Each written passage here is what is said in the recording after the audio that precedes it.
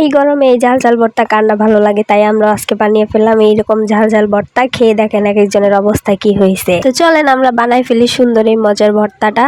এখানে নিচে হইল টমেটো, কলা, আম, বিলম্বর, জানি না কার জায়গায় এটারে কি বলে, কিন্তু আমাদের এখানে এটাকে বিলম্বর বলে।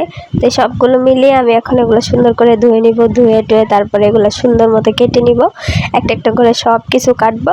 তো এইখানে পানিটা হচ্ছে একটু কালো, এটা হচ্ছে কলের পানি, আর এখানে হচ্ছে কলাটা দেওয়ার কারণে পানিটা একটু কালো হয়ে গেছে। তো এটা নিয়ে আবার কেউ বাজে কমেন্ট করবেন না।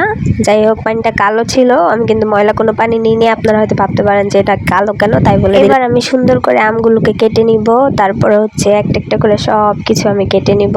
এইখানে হচ্ছে আমি বটি দিয়ে সব কিছু কেটে নিব, কারণ আমার এই মুহূর্তে আমের যে আম যে কুচি কুচি করে ওই জিনিসটা আমার কাছে ছিল না, আম কিচুনি বলে ওইটা ছিল না আমার কাছে, যার কারণে আমি বটি দিয়ে এই কাজটা সেরে ফেললাম।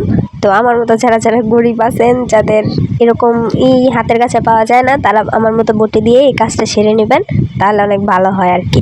আজকে যে রোদ পড়ছে, এত রোদে চিন্তা করলাম যে কি করা যায়, তো ঠান্ডা পানিও খাইলাম, তারপরে ভর্তার কথা হঠাৎই মনে পড়লো। তো মা হচ্ছে এগুলা বাড়ি থেকে পাঠাইছিল, এরকম আরও অনেক কিছুই পাঠাইছে, তো ওগুলার আমি বের করি নাই, শুধু এইটুকুই দেখাইলাম, এইটুকু খাবো নেহাত, তাই এগুলা বের করছি, এর বেশি আর কিছু বের করি নাই।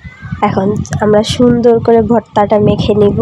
এখানে হচ্ছে আমি মরিচ দিব, তারপরে হালকা লবণ দিয়ে সুন্দর করে ডলে নিব, তারপরে এগুলো ডলা শেষ হলে আমি সব কিছু মিলাইয়া এখানে আরেকটা জিনিস দিছি, কিন্তু ওই জিনিসটা আপনাদের দেখানো যাবে না, তাই ওই জিনিসটা আমি অফ ক্যামেরায় করে নিছি।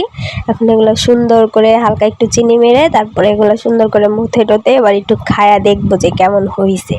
ফার্স্টেই আমি আর আমার ভাই খাইয়া দেখলাম যে কেমন হয়েছে। অনেক মজা হয়েছে, অনেক মজা। বানাই